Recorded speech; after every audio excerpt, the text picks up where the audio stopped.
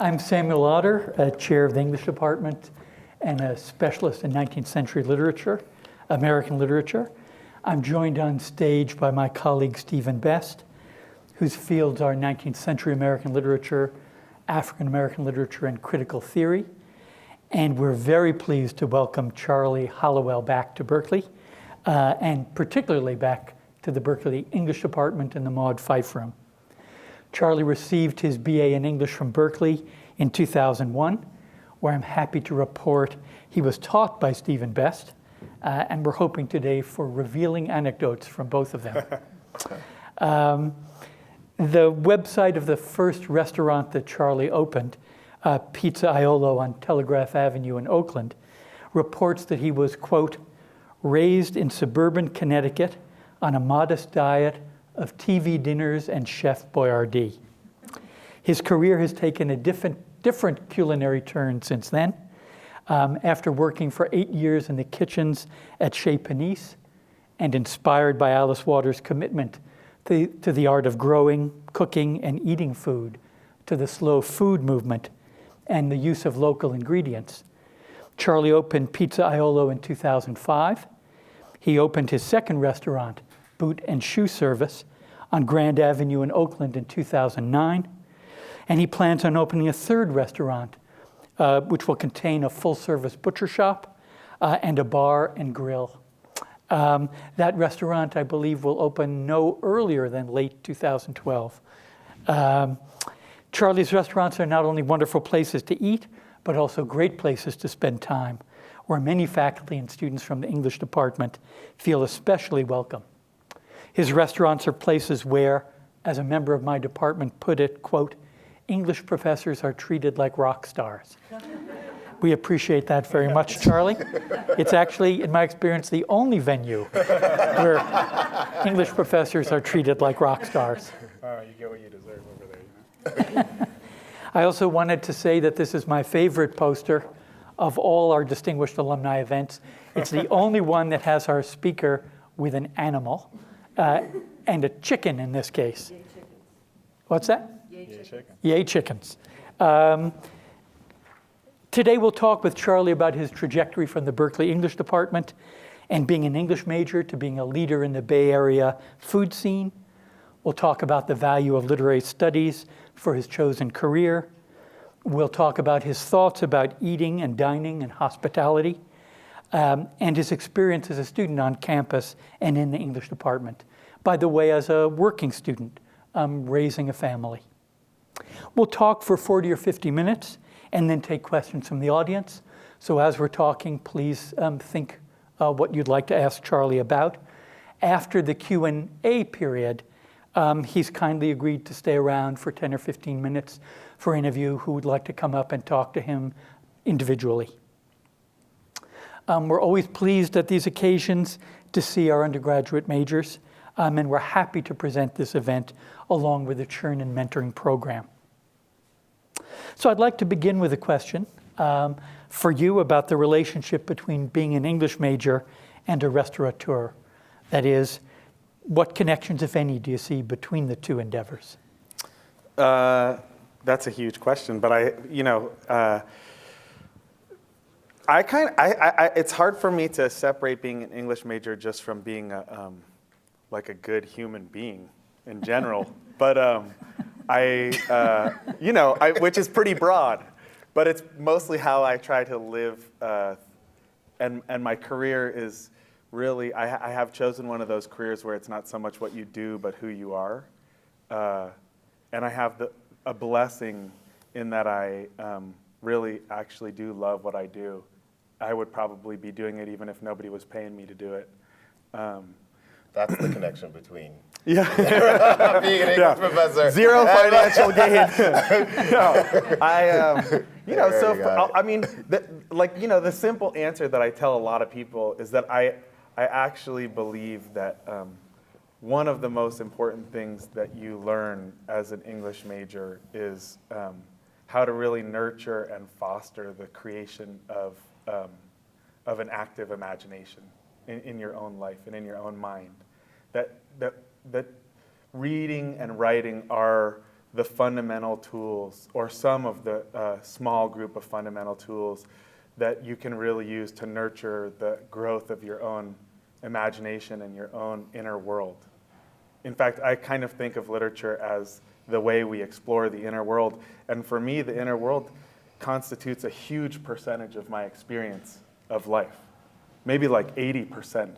And that this gross material world that we all live in and navigate is a much smaller part of my experience of life. And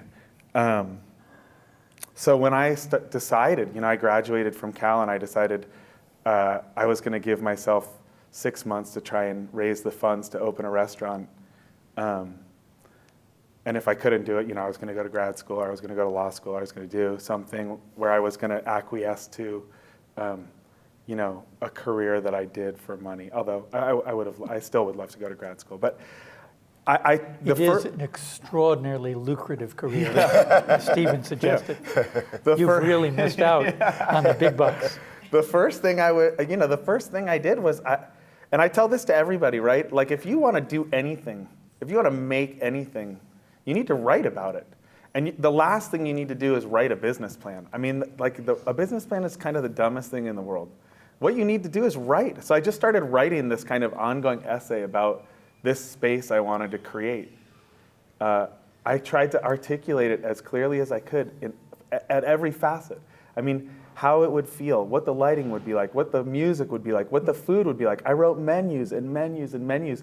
I spent so much time writing this ongoing essay, trying to manifest this dream space. And it was really like one of the places where I delved into my imagination as deeply as I ever have. I mean, working with Stephen and writing my thesis here was really the first time I had sat and written anything of that length and really gotten into one thing, one subject, one question. Like, how many angles can I look at this one question? And I just took that experience and I imposed it on this restaurant. How many angles can I see this from? How many ways can I look at this and really try to manifest this dream into a reality? And I really feel like having a relationship with the imagination is totally essential for that process. And that's a really interesting answer about the imaginative analysis being a connection between an English major and opening your restaurant. What was the relationship between your literary imagination of your restaurant and the actual experience of its space or of its practicalities? I think that I was a really late reader. I mean, I really didn't start reading until I was like a junior in high. I don't think I read a whole book until I was a junior in high school. And I'm not exaggerating. I mean, I really don't think I read a whole book until I was a junior in high school. And then I went away to China the summer between my junior and senior year of high school, and something happened. Some door that had previously been closed in my mind opened.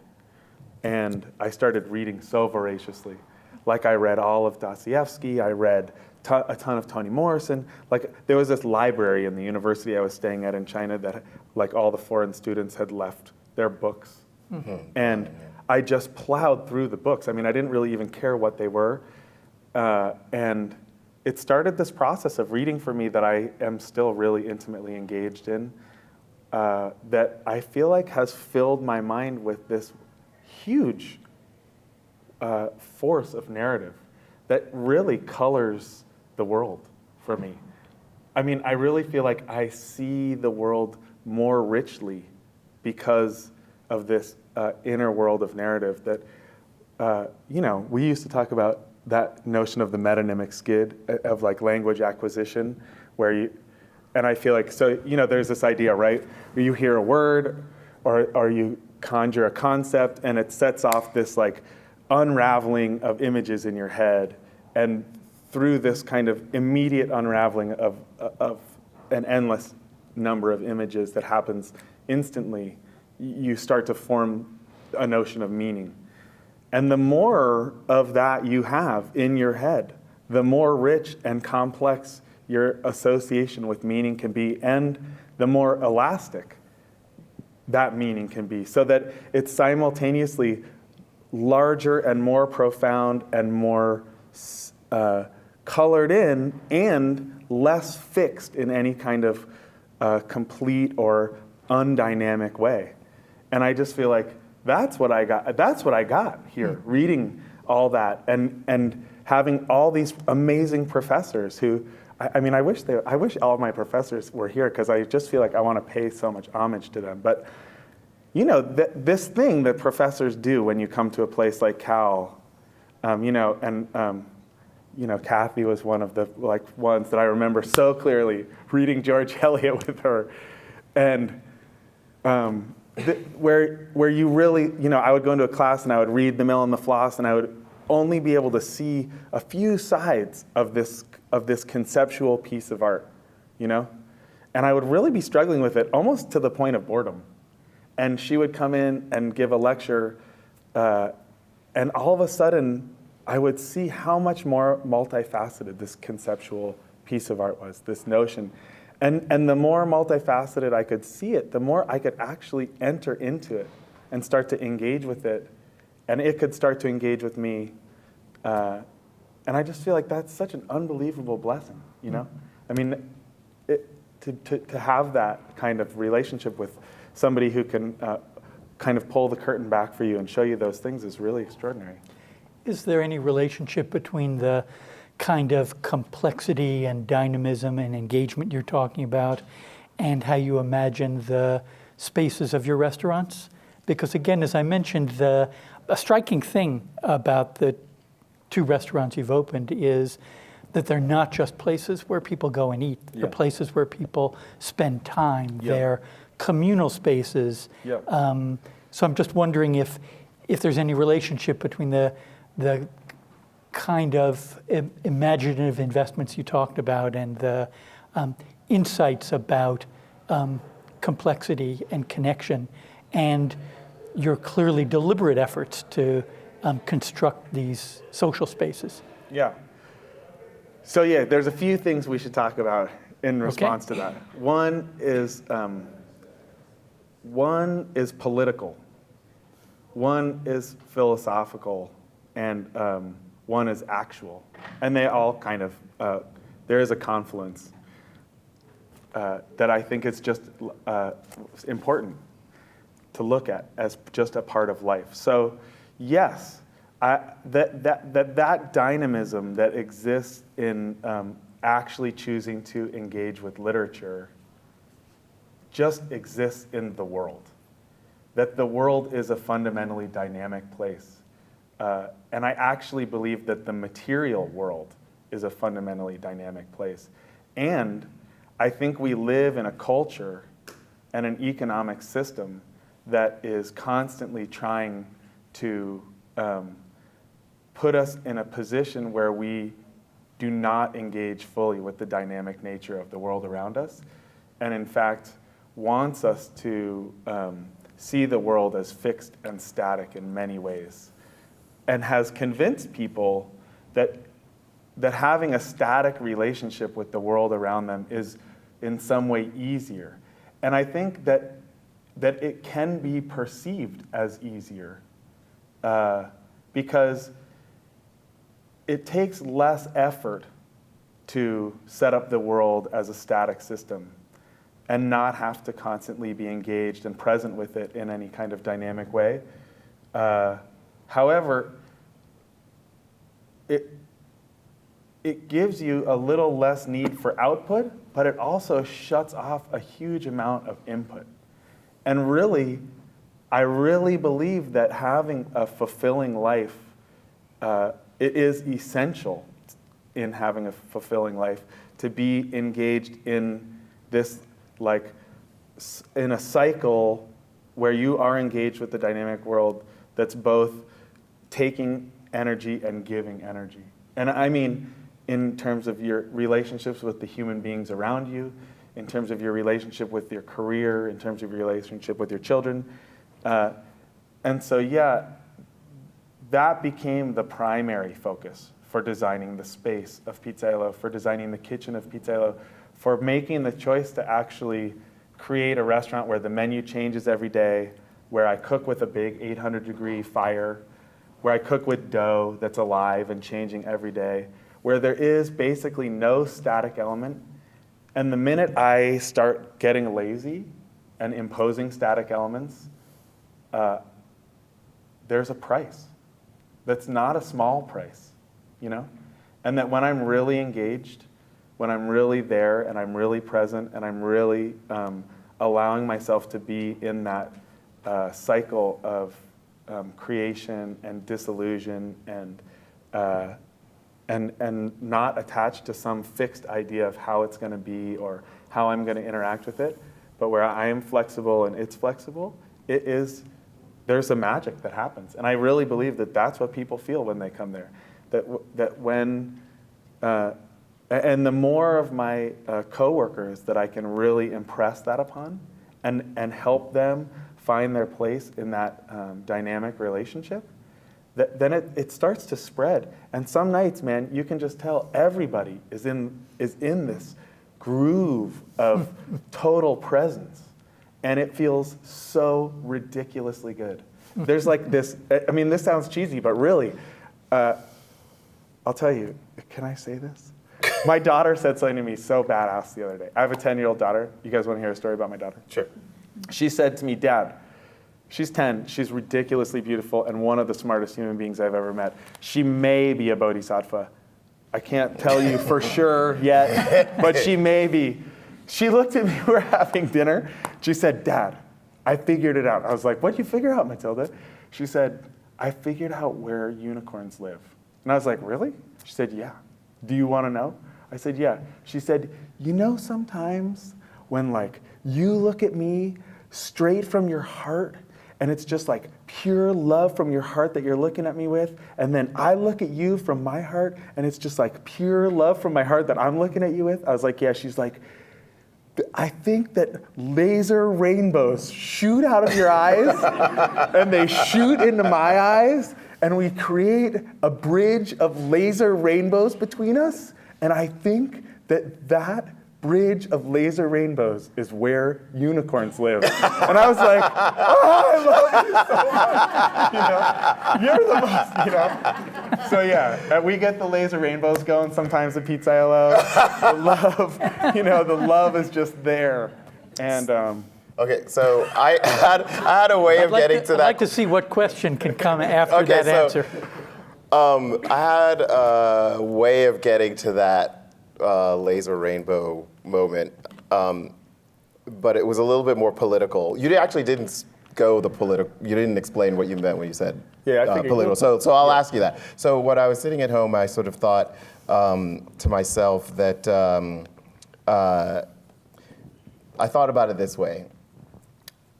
It's because you sent me to look at that Michael Pollan thing on YouTube, right? So Michael Pollan's phrase is food revolution, food revolution, food revolution. And I started to think, oh, wow, interesting. Stanford is sort of the heart of the digital revolution, and Berkeley is kind of the heart of the food revolution. And the digital revolution could be, I don't know if people have read that 19th century novel Flatland, where like all of the characters are just geometric shapes, so it's like a two-dimensional world, right? And so the digital world is kind of a world that's flat and thin. And the food world you're describing, is that wrong to describe? No, that's not wrong. Oh. Yeah. I think those were sounds of appreciation. Yeah, I mean, that's what it is, right? Yeah. We're just interfaces. And the world you're sort of describing is, a world that has 4 dimensions in a way. Yeah. And we actually get to the 5th dimension. And you get to I know your daughter's like, we get to the 5th dimension. And whatever, that sort of includes like, whatever, people like reading articles in the Times about the fight in San Francisco for people to have space in community gardens now. Yeah. And, people wanting to really know something about like, how food gets to their plate and, what's involved there. So I wanted to kind of ask you to talk about pancake batter. Oh yeah, pancake. I'll give you the pancake batter diatribe. He has a little diatribe on pancake batter that sort of How many of y'all can actually make pancakes from scratch? I mean, like do it at home. No. What? Yeah. All right. Right. Like less than half. I mean, and there's only like 10 of you. Okay, this is one of the most fucked up things that's been perpetrated on the American public in the history of perpetration, right? And I'll tell you, so this ties right back into what you were saying. We don't have to Which is why it's my follow-up question. Yeah, we don't have to spend too much time on this, but so you're gonna see what a crack I am. So it's a travesty. There's 5 ingredients in pancakes, right? You go to the pancake store. For a long time, when they first started making pancake batter from scratch that you bought in a box at the grocery store, it was 2 ingredients.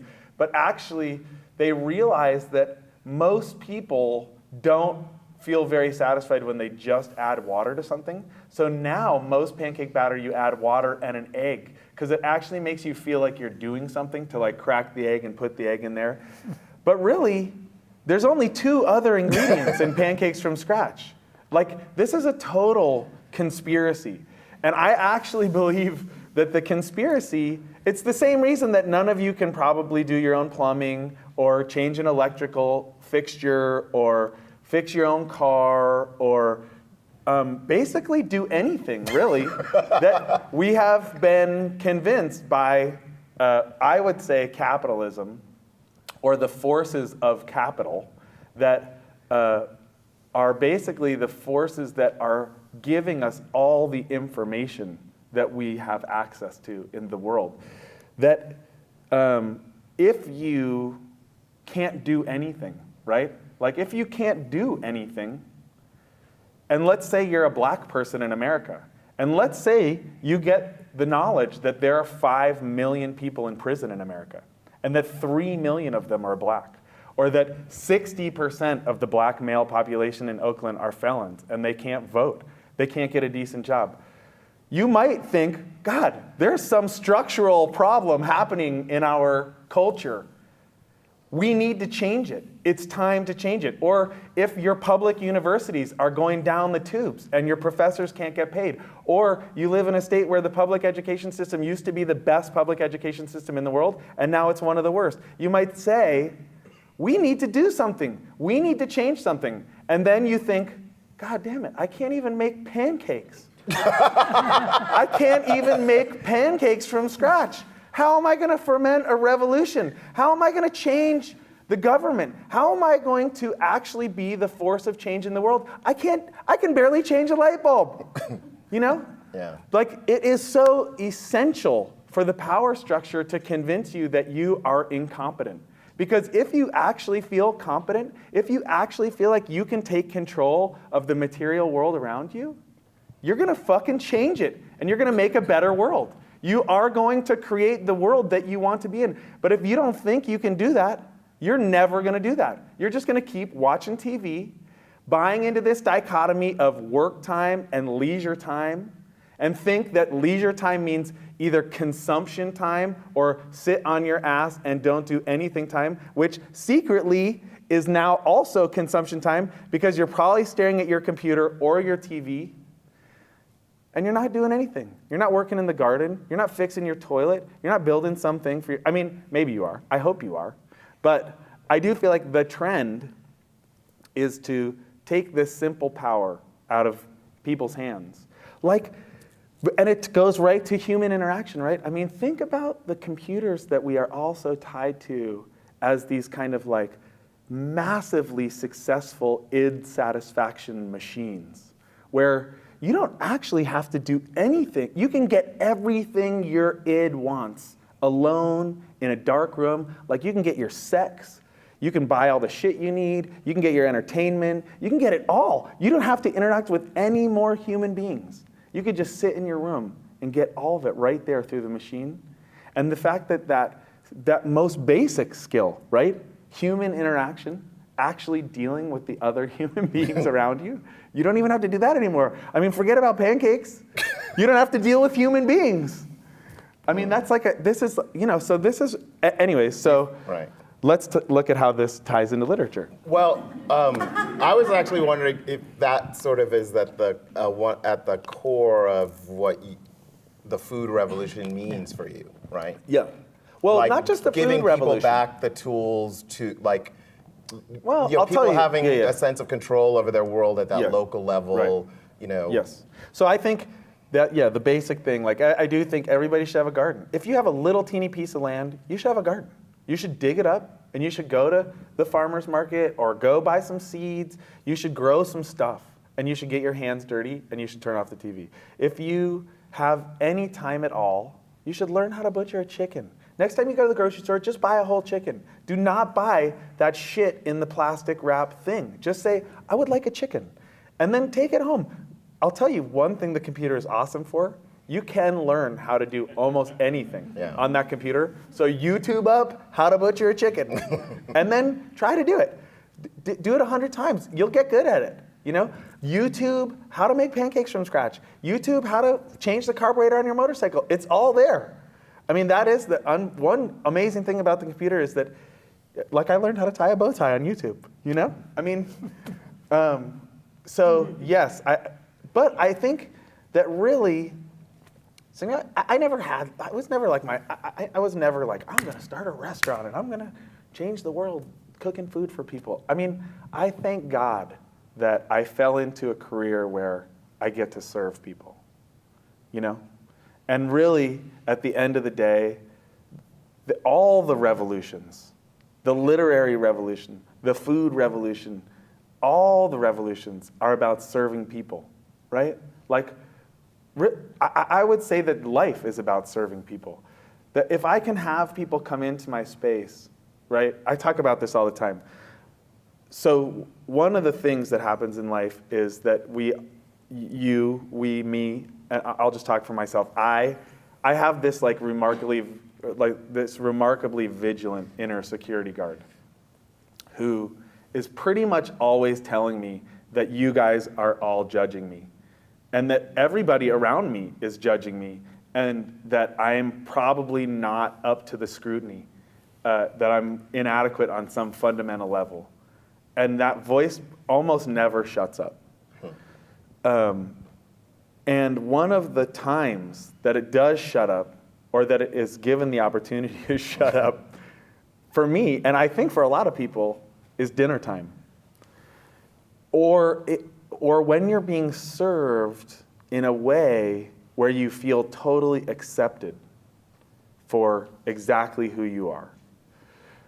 And this starts to feel a little touchy-feely, but I'll tell you, I actually experienced this here at this university plenty of times, man. Sharon Marcus, I was just saying, man, you know, this woman who could have judged the hell out of me, you know, brought me in with such open arms and such graciousness and made me feel so unjudged that I was able to open up to her and expand in a way that I could not have expanded if I had felt like I had to be on guard when I was in her presence.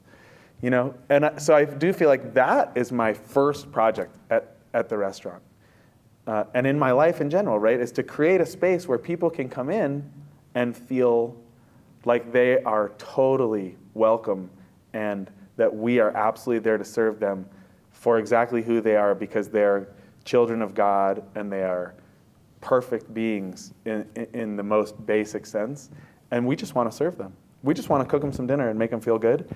And if that opens up a space for that inner security guard to go to sleep for a minute and stop being such a vigilant bastard, then we actually can connect with them, right? Then I can actually serve them because they're there, they're open. It's actually them. It's not some security guard who's like, this asshole with a beard is gonna fucking tell you what to eat and make you feel bad about yourself because you're not eating organic food most of the time. You don't know how to make pancakes. You know, it's like, no, the last thing in the world I want people to do is feel more inadequate. I want people to remember that they are completely adequate. You know, that on the most basic fundamental level they are totally adequate, and that then maybe from that place of feeling adequate and powerful, we can start changing the world because that's what we're here to do, right? I mean, are there similarities or differences in the two restaurants you've opened, the third you're thinking about, in terms of the way food is prepared or the space is set up? Yeah. Or I'm wondering about the Obviously, when you decide to open a second restaurant, that's an expansion, but also conceivably a change. Yeah. So I'll tell you, there are, I'm not a big planner, you know?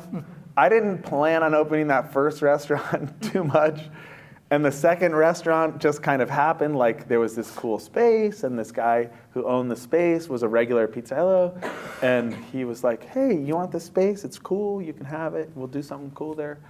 Do you want to say something about the space? That is, what kind of space it Yeah. was, connected with the name of the second So restaurant? it was a boot and shoot. Well, when I took it over, it had been a restaurant for a little while, but originally it was a boot and shoot service. I'll tell you, this goes back to the thing of being present. So for me, both places. So for Pizzaiolo, I looked for a long time, maybe a year and a half, for a space. And I didn't find a space. Like, I kept walking into spaces, and they just weren't speaking to me at all.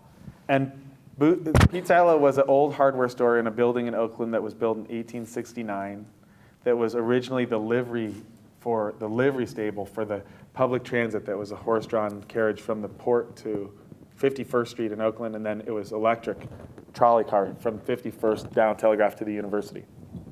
And I don't know what year the electric car went in, but anyways, behind Pizzaiolo is where they stabled the horses, and it was owned by this Irish immigrant, and then it was bought by an Italian immigrant, and the Temescal was real. Anyways, it was beat to shit. You know, it was this hardware store, like the floors were rotting, and it was a very sweet hardware store. I had shopped there for years, and you know, it was one of those places where you could go and buy one screw, and they would actually like come home with you and screw it in for you. And Because you didn't know how Because to he do didn't it. know. totally, they were part of the conspiracy. No, they were this really sweet family. It was called G&G Hardware. But we still have the big, beautiful neon sign there. But man, I walked in, and like the floors were covered with linoleum, and there was like press board on the walls, and there was this terrible T-bar drop ceiling. But really, I mean, I literally walked into the space. This woman called me. She said, I heard you're looking for space. We have this space. Are you interested in seeing it? And I said, yeah, I'd love to see it. And I had always loved it. I had lived on 44th in the Temescal for a long time. And I walked in, and I just knew. The space just spoke to me. And then really with that was the first, I studied a ton of art here when I went to Cal. I worked mostly with this guy, Richard Shaw, who's an extraordinary sculptor, who I love with all my heart, and I really honor him. He's an amazing man. And he taught me a lot about materiality and kind of like acquiescing to the material that you're using to try and create something. That was really my first major exercise in that, where I walked into that space.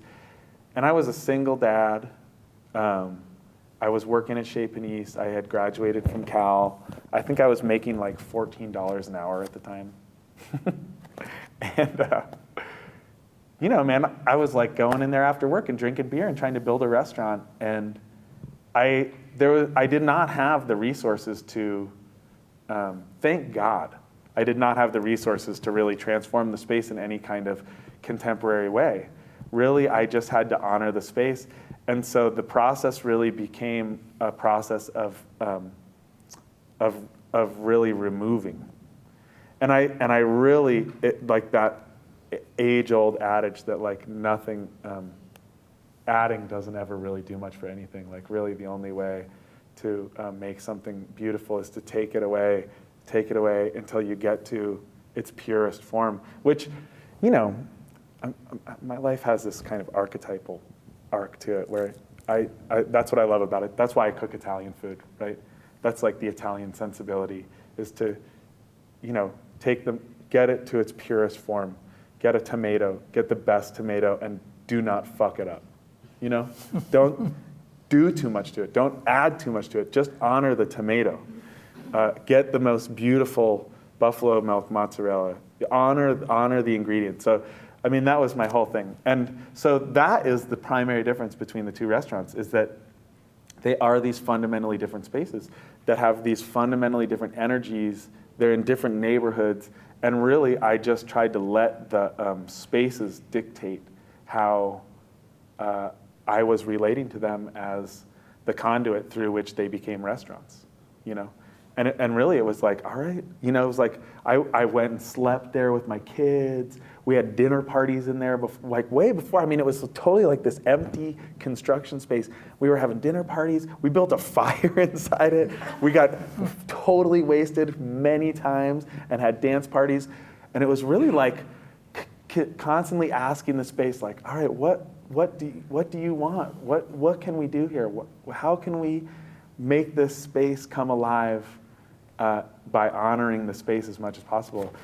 And I have this like building mentor, this guy Eric Pankinen, who has helped me build all the spaces, and he helps me work on my house. And he is this kind of super unorthodox builder. We could get into the building conspiracy too, like, you know, city code. There is a conspiracy like the. Wasn't that part of the problem with finding the original space? Yeah. Is that you couldn't have it in Berkeley? Yeah, well, no, I mean, I was, actually in Berkeley you can do, there are all these loopholes to do live fires. It's like the. Wouldn't that be part of the conspiracy? Yeah, yeah, the loopholes, yeah. The loopholes. Yeah, although I love finding loopholes, it's pretty fun. No, you know, there's, there is a force at work in the world that wants you to not be a creative person, that wants you to not push the boundaries. You know, I don't think there's like a group of guys sitting around a table like, you know, with George Bush and who are, you know, laughing at us all. But I do think there is some force at work. There is something where the Home Depot wants you to have code that says you need a certain kind of shear strength in your house. And you can't build truss framing, and you can't come up with creative ways. I mean, you know, Buckminster Fuller was right on the money, man. I mean, if you want to look at some interesting building, go study Bucky Fuller. That doesn't exist anymore. You know what I mean? You are totally discouraged from building in any kind of creative way, just like you're totally discouraged from cooking in any kind of creative way, and in general from just being out there and creative. I mean, it doesn't work super good with capitalism for you to be self-sufficient and creating your own entertainment and creating your own food and creating your own community.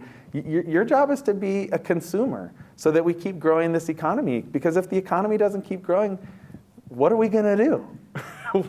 Can I like go back to that conspiracy to, like, I don't know, dampen our creativity or something like that?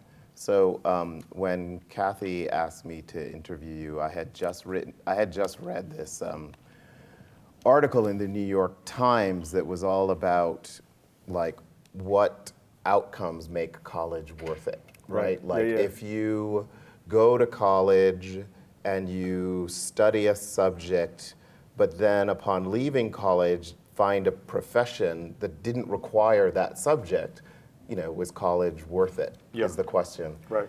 And I sort of thought about that with you, not because I felt like, oh, the English major isn't really connected to the food world, but you were already in the food world when you were pursuing the English major, so you didn't actually need the English major in the calculus of investment to be who you are. So like, what do you think about that? Yeah, I think a lot about that. I had no... That question of the value of college. Yeah, I think it's totally... Do you know what I mean? Yeah. This discussion, this dialogue, and dialogues are good. Discourse is good. So I don't think college is essential for everybody at all. I think college is an amazingly wonderful place to go expand yourself. I think people are totally capable. People have been expanding themselves since the beginning of time without college. College is an amazing forum to gain some more self-awareness and to really delve into questions of beauty and truth and art. And it is an unbelievable travesty, I think, that even in these halls of higher learning, the total bullshit rhetoric that that money and life are connected in some essential way is being perpetrated. Because I mean, I feel a little bit like an asshole saying that to you 15 people, because my guess is I'm preaching to the choir for the most part, but that's just total bullshit. There's absolutely no connection between money and life. You know, there's none at all. And if you are going to college because you think it's going to set you up for some career that's going to pay you, I just feel like, I mean, if that's your goal, if your goal in life is to go to college, to learn some skill, to have some career so that you can make some money, I think you're going to have a really sad life. I mean, I don't mean to be harsh, but that's a terrible, terrible motivation. You know, I really, and I'll tell you, I mean, this gets to another thing that I'm just going to segue right into. We don't even have to wait till the end. I was a single father making $14 an hour when I came to Cal. And I was able to pay for myself to go here. I mean, I'm still paying for myself. I'm still paying for myself to go here. But, you know, it's a very manageable fee. And I think I paid like $5,000 a year to go to school here. I lived in family student housing. They had this amazing childcare program. I was a 26-year-old single dad making $14 an hour, working my ass off 40 hours a week as a cook at Chez Panisse, and taking a full load of classes here. And I got so much support and so much help. And I'll tell you, there's no other university that has this level of education and this quality of professors where anybody could do that. I mean, it was an unbelievable blessing for me to be able to come do this here. And, you know, I guess for a little while, it was a total self-indulgence. I mean, and I don't mean to say that in a belittling way. I knew that I believed. I think probably right around the time I was living in China the first time. Wait, you've lived in China twice? Yeah. So I went for the summer between junior and senior year, and then when I graduated from school, I moved back. And I was there for almost 2 years. I really started to believe, and this is something, I wish there were more undergraduates here. This is something I hope that you older people will keep trying to impress on the younger people. That it is so, that this quest, right? It's not a mistake that know thyself was written on the goddamn, you know, big building at the Oracle at Delphi. There's no mistake that the first line of John's, John in the Bible is in the beginning was the Word. There's no, you know, that this quest for self-knowledge and for self-expansion and for self-awareness is the thing of life. All the rest is window dressing, right? Like this thing that life is about making money and about having a career, that's shit. It's just such unbelievable bullshit. You know? I mean, I hate to say it, but we need to work harder to impress on young people in the world that is total window dressing. I mean, hopefully you have a great career. Hopefully your career is an extension of your self-awareness and of your relationship to art and beauty and truth. But man, like, there are dark days ahead if we create a whole culture of people who just believe that like the function of life is to have a job and make money and buy some stupid shit because you're just going to die. I mean, we are just marching towards death, you know? That's it. And I actually believe that what you do in this life is going to affect what happens to you beyond this life. And if you're just a greedy bastard working for money so that you can buy some dumb shit, that I promise you, I had no intention of going here, but I promise you, as somebody who worked their ass off as a 26-year-old single dad going to school and working for $14 an hour, I remember really clearly having the, I never cared that much about money, but I do think that I had this illusion that you will get to some place based on success or financial independence or accolades or anything material, anything outside yourself, there is an illusion that you will at some point feel better about yourself because you have like enough notches in your belt or enough money in the bank or enough shit in your house. You will not feel better about yourself. In fact, my guess is you will feel worse about yourself if you have a house full of shit that you don't care about, or like 1 million notches on your belt, or you've slept with 5,000 women, or whatever it is you think is gonna fucking finally get you to some place where you stop feeling bad about yourself, or those voices shut up in your head. It's just not gonna happen. Like, I absolutely have had way more success than I ever thought I would have, and none of it. You know, the things that bring me some peace in the night when I'm worried about dying, or I'm worried about not being a good father, or I'm worried about not accomplishing the things that I'm going to accomplish in this life, or not acquiring the amount of knowledge that I would love to acquire, right? Because those are the two things, right, that haunt us. You're going to die, and you're never, ever going to get all the knowledge that you hope to get, right? Never. Like, it's never gonna, you're never. That's why we have a canon. Yeah. To create the illusion. This is all you need. This is all you need to know. Read it all. No, I mean, you know, but, yeah, I mean, we're totally participating in the conspiracy in the English department. Unfortunately, you're not, because the canon, I tried that. It just keeps expanding, right? Like, you read Shakespeare, and then you have to read Ovid.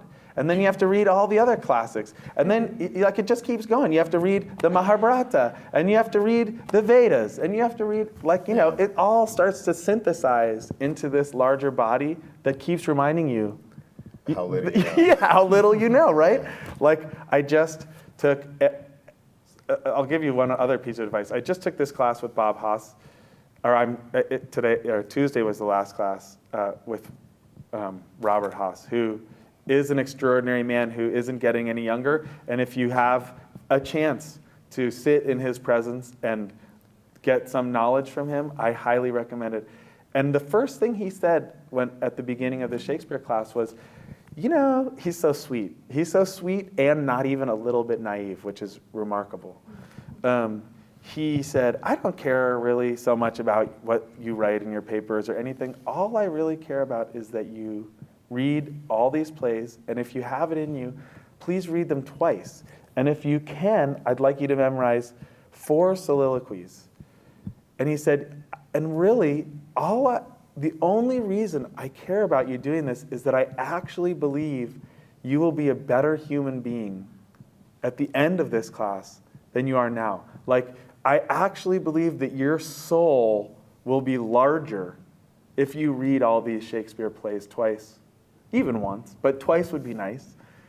And it was so great to hear a professor in this day and age talk about the soul.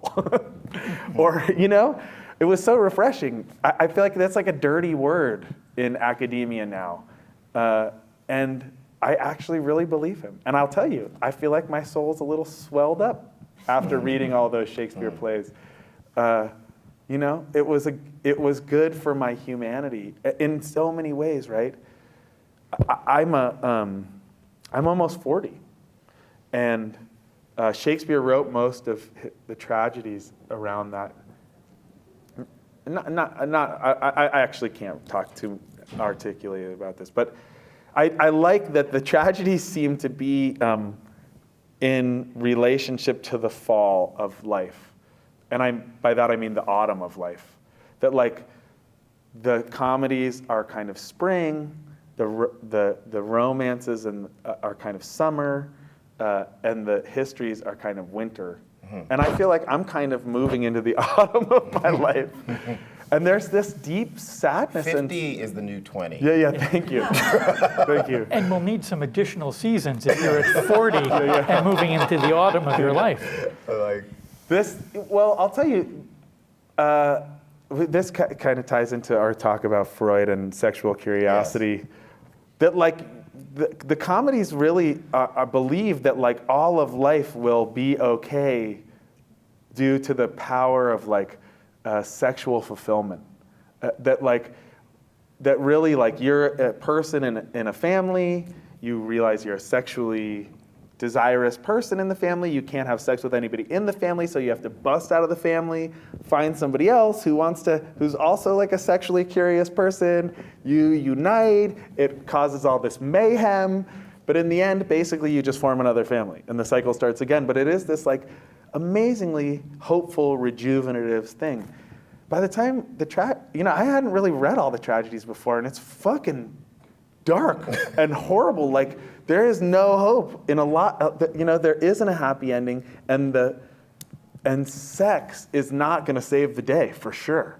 I'm feeling a little bit inadequate to Bob, because my version of that advice that I give my students, like sometimes when I assign Portrait of a Lady, right, the students are kind of befuddled at like Isabel's choices. Like, she makes all the wrong choices. They're like, what is up with her? She's got all this dough and all these like fabulous suitors, and she chooses the wrong guy. And I usually at that point say to them, promise me you will not sell this book and that you will read it in 20 years. Because, it's like you can't get it in the comedy's moment of life. Year of life. You just can't get it. You just I mean, God, reading Lear again now that I'm like divorced and I have this daughter who's 10 who kind of rolls her eyes at me, and I was just like, I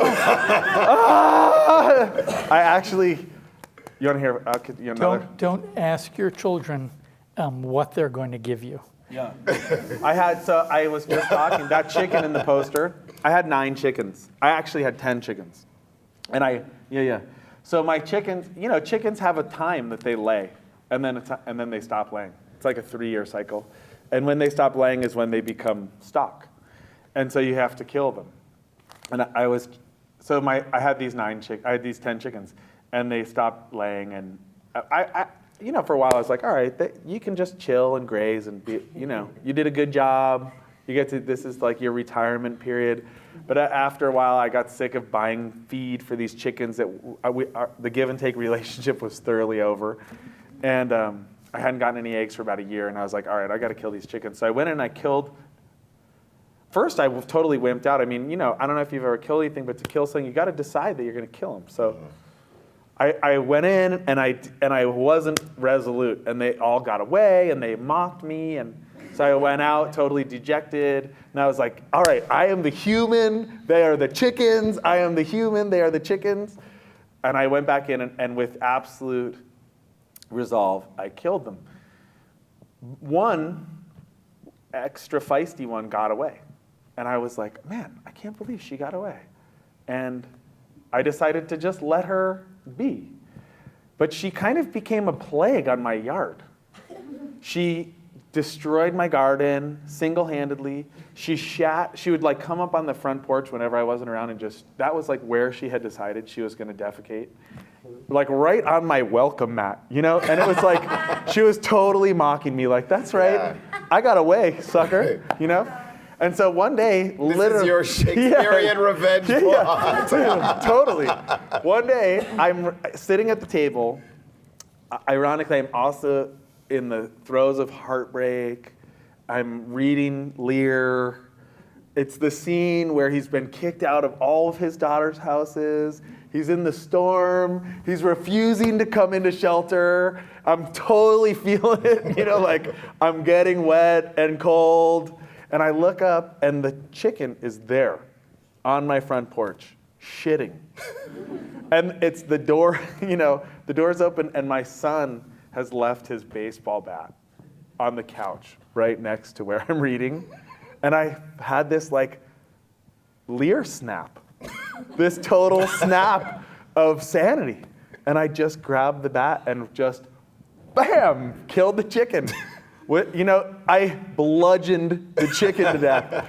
And it was this absolute moment of darkness, where even afterwards, I was so shaken by my like release of rage at this chicken, where I just couldn't take it anymore, and I killed the chicken, There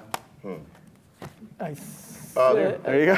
So this is interesting backstory. This is interesting backstory because one of the totally charming things about Charlie when he was writing his senior thesis, well, I know, was that he would show up to office hours with eggs that his chickens had laid that morning, which I thought was a totally charming Charlie Hallowell version of the Rockwellian apple for a teacher thing, and I was like, I got eggs every week. Yeah. But I think it might be good to end, rather than with the bludgeoning of the chicken, with the story about the eggs. Yes. The eggs, yeah. And open it up for questions. Excellent. In which question answer session other aspects of your experience at Berkeley and in the food scene might come out. Yes. So I invite questions for Charlie about his career, about his time at Berkeley, about what it was like to be a returning student. We actually didn't hear, we heard you say college isn't for everyone, and we know you came back to college late, but we didn't hear why you came back. Well, and why I actually think college is for everyone. So, that's my question. Why do you think college is for everyone? And then we'll open it up more widely. Yeah. Okay, so why do I think college is for everyone? I'll tell you why. Because I actually really believe in, I don't believe that we have the capacity to expand. It's very hard to have kind of like a spontaneous, isolated individual expansion as a human being. That in my experience, and I grew up in a not very stable family where from a really young age, I knew I was going to have to find mentorship outside of my family. That, and for some blessed reason, like by the time I was 5, I knew that I needed to find some older men who could like help me navigate the world, because I was struggling to navigate the world.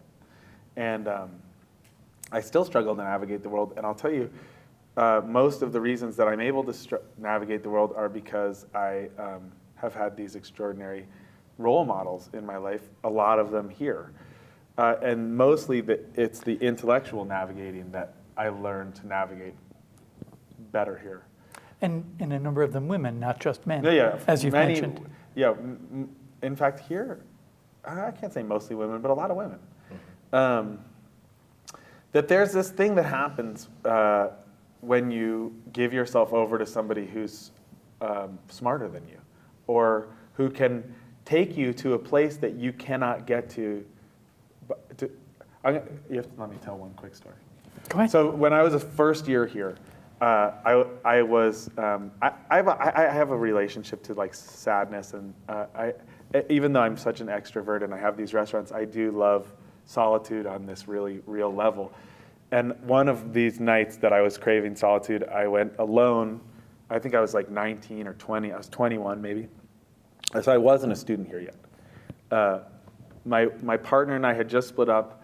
I had this 1-year-old son who lived with me half the week, and I was cooking at this terrible restaurant in San Francisco. Anyways, I got a ticket to go see Herbie Hancock at Zellerbach. And I probably like rolled a joint and walked to the theater. And I remember sitting there, and I was really into jazz. I've always loved jazz. And I was watching Herbie Hancock play piano, and he was going, it was him and Michael Brecker and Roy Hargrove, and they were amazing. And they were going down the line, with telling this story that was very followable. It was a clear narrative, and it was clearly followable. And then they started going into their individual solos, and even in that, mostly I could follow where they were going. And then Herbie Hancock had his solo, and he started just going off. And he like moves when he plays, like all over the bench, and he's super dynamic. And he started getting really out there. Like he was going, they were going down the line, and then he left the line. And he left the line so far where I was even thinking like, God, this guy, like Herbie Hancock, is he like off? Is he making mistakes? And I just had never been where he was going, you know? And then at a certain point, he came slamming back into the main line.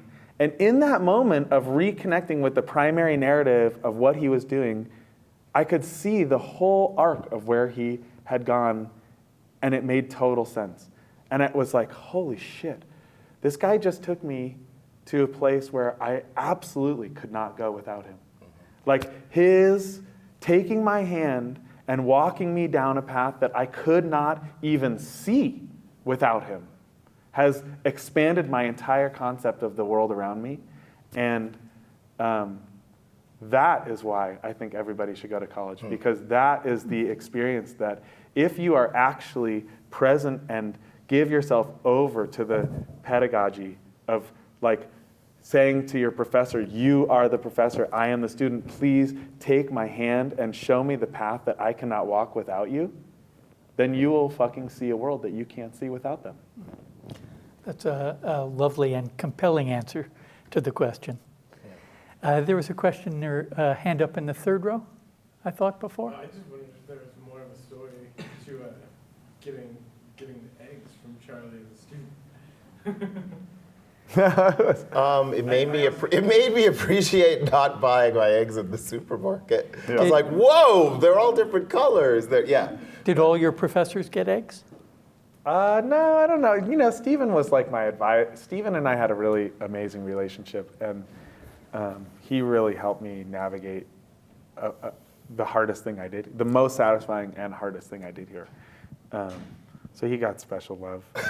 You know, I was blessed. I mean, I don't think I had a bad professor the whole time I was here. And I'm sure that I had the luck to like have a baby when I was 20 and have to get a job. Like the world conspired to not let me go to college until I absolutely was going to do anything I had to do to go to college, come hell or high water. And so by the time I got here, I was so ready to give myself. I mean, I can so easily go down. I was very ready, and I think a lot of people come to college not ready. Like if I had a nickel for every time I looked around that Robert Haas class and saw kids like checking their Facebook on their laptops and like texting in the presence of this like national treasure, I would have a lot of money. It was, I'll tell you, the lack of decorum and it seems like a lot of kids who are going to school these days didn't learn how they ought to behave in a classroom. And I feel like they should have a class your first year here. This is how you behave in a classroom. Take your damn hat off when you sit down in my goddamn classroom. Do not take out your cell phone. Do not talk to your friends. Do not check your Facebook. Like there is a decorum here. You're in the presence of a teacher and you are a student. If you can't like follow that, you shouldn't be here. You know? Go get a job where your boss, who might be Charlie Hallowell, the minute he sees you pull out your cell phone and start texting while you're cooking in the kitchen, is going to hit you with something and invite you to leave. Yeah. Because that's how the world works. I mean, you know, yeah. Anyways, that's a whole nother. Other questions? Yes, Kathy. I'm curious about you as a teacher and a cook. I'm actually, yeah. How do you carry over any pedagogy from your? I try, man. I'll tell you, man. I try really hard to be as good a teacher as you are. Yeah, you'd be amazed how often you come up at Pizzaiolo. I mean, I'll tell you, cooking. Teaching cooking is much less interesting to me than, I'll tell you, cooking is just a skill set. You know what I mean? Which I think is a really valuable skill set, but like I think if you talk to Phil, who's a student who really I did have a very pedagogical relationship with, who came to Pizzaiolo with no experience. He had just dropped out of Columbia. He was totally in the midst of like nervous breakdown. And he came to me and he said, man, I'm totally freaking the fuck out. I have lost faith in life and in the world around me. And all I want to do is learn a simple skill that I can do to get out of my head. And all the other cooks were like, get this freak out of here. Dude, you know, why are you even talking to this fucking kid? He was so skinny. He had like a copy of D.H. Lawrence in his back pocket. He had like just come back from Berlin. He had like skinny jeans, you know, and I was like, no, this is the kid. This is the one. This is the one we hire. Like, this guy is at the bottom. Like, who else could we fucking teach how to cook food, right? Like, he's so right there. And How long has he been working for you? he worked for like 5 years, and he is an amazingly talented cook who understands that cooking is just an extension of your humanity. Like everything, like being a great plumber, like being a great electrician, like building a house, like anything else, that really what you need to do is work on your humanity. The skills are just the skills, man. You're gonna learn the skills. If you cut up enough onions, you're gonna get good at cutting up onions. If you like change enough light fixtures, you're gonna get really good at changing light fixtures. I mean, that Malcolm Gladwell thing, blah, blah, blah, 10,000 hours, fuck yeah. If you do anything for 10,000 hours, you're gonna get good at it, you know? What you have to do is be a good human being during that 10,000 hours. You have to be present. You have to be focused. You have to have some passion and drive and commitment. Then you can, none of it is hard, man. Cooking food is not hard. Cooking the food I cook especially, I mean, some people are doing food that's a little bit more technically complicated. And there are things, for sure, like I don't think I have the intellectual capacity to wrap myself around some math equations. I don't think I have the intellectual capacity. I don't think I have the stamina to, and I feel like we've maybe gone past the age where people have the kind of stamina where great works of art are made. Like, nobody's gonna paint the Sistine Chapel again. You know, like I was just in Rome and looking at all those statues that are in the Villa Borghese. That who did all those amazing? Bernini. Yeah, all those Bernini that are. He made those when he was like 22, 24. They're so unfucking believably beautiful. They're so imbued with life. He took so much time and energy to create those. I mean, I just don't know if we live in a world where people have that kind of staying power and focus anymore. I mean, I hope to God that that age awakens again where people can work that hard. I mean, you know, the 40-hour work week doesn't really allow for that kind of genius. But, you know, yeah, it does. Like, sorry, I'm done. But, you know, so, yeah. Other questions? Yes. I'm actually in your Shakespeare class. You looked really familiar. Yeah. And I was like, okay, so that makes sense. Great class, right? Amazing. Yeah. God bless Bob Haas. God bless Bob House, God bless Shakespeare. Yeah. My question for you is, you talked about the sort of this conspiracy that you feel, and it seems that it pervades a lot of your life in a certain sense. And I found that after finishing college, I'm in my last semester and like looking at the end right now. Yeah. I'm coming out feeling super, super cynical. That somehow this knowledge has given me sort of a blessing and a curse. Yeah. And I'm having a hard time finding the blessing in sort of in the midst of it all. Right. And I'm wondering, is it the humanity that you find in yourself? Because I'm still so discouraged about the lack of humanity in other people that I come across. Yeah. And how did you overcome that? And you know, how do you sort of deal with it in your everyday life? Because it seems like it is still very present. Yeah, that's a great question. I think that that's a really, really hard part of life. And that you need to, well, there's a few things. First of all, you have to be totally committed to finding the humanity around you. I mean, so it's also there, right? I mean, the thing that is really important to remember is that it's right there. That there's a ton of humanity around you, and that most of the people around you probably are just as hungry to find it as you are, but that they're really afraid to put themselves in the position of vulnerability where they're letting everybody around them know how hungry they are to have human connection and to feel like they're part of something that's larger than themselves.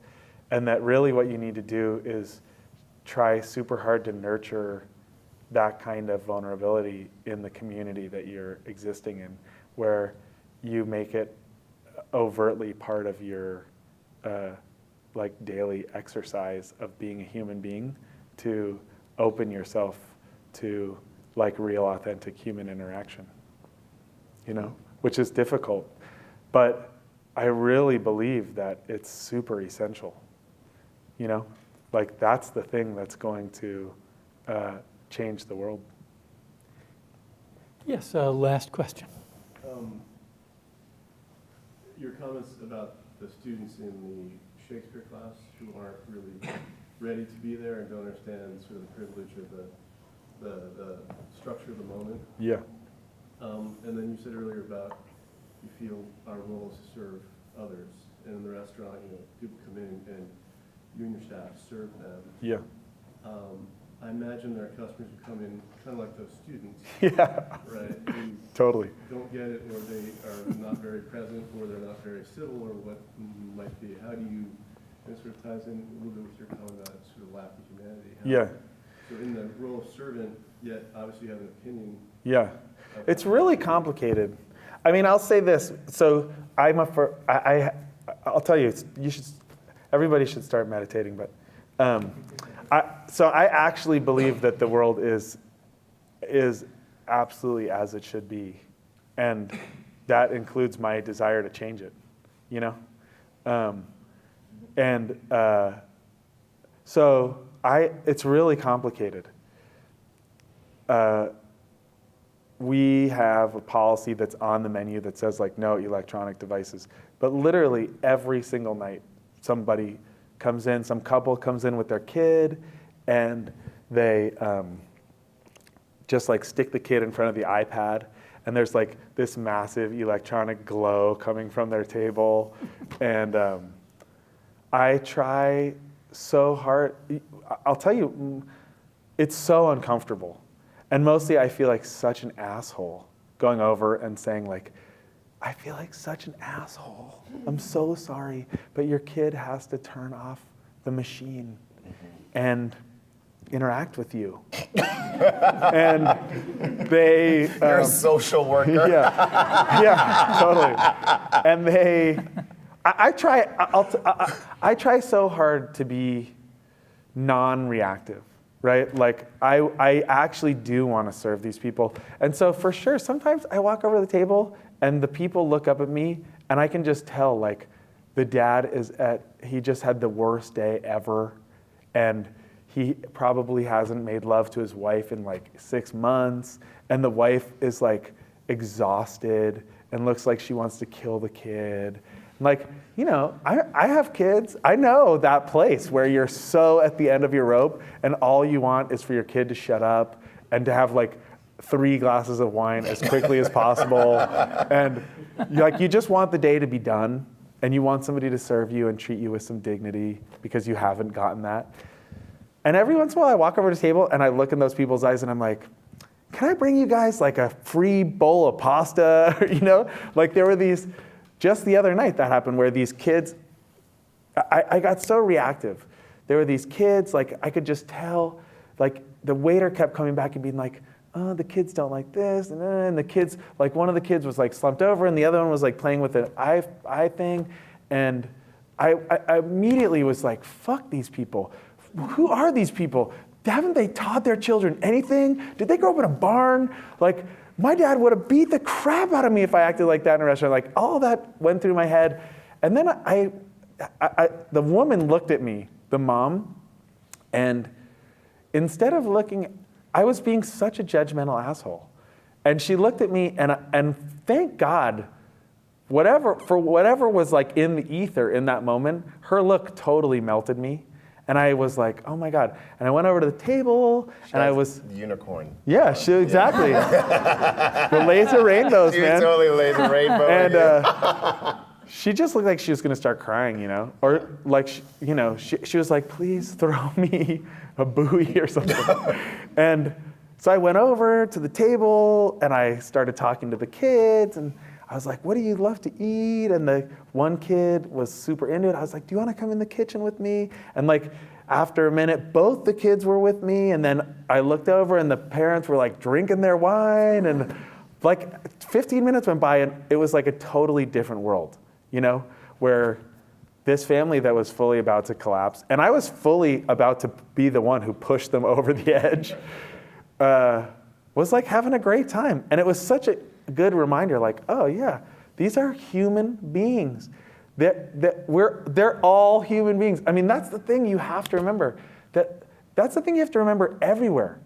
That we are, at the end of the day, all human beings. We all get tired. We're all scared. We're all fucking insecure. Like, that is the essence of it all. And that we learn to navigate that so much in literature, or at least I do. I find so much of my ability to have compassion and awareness of my own humanity and the humanity of all the people around me through literature, you know? You nicely brought the conversation back to where we began about the relationship between your literary studies and your restaurateurship. So I think that's a good place to end. Charlie has graciously agreed to stay around for 10 or 15 minutes and answer questions if you'd like to come up individually. And I hope you'll join me now in thanking him very much for coming to speak with us today.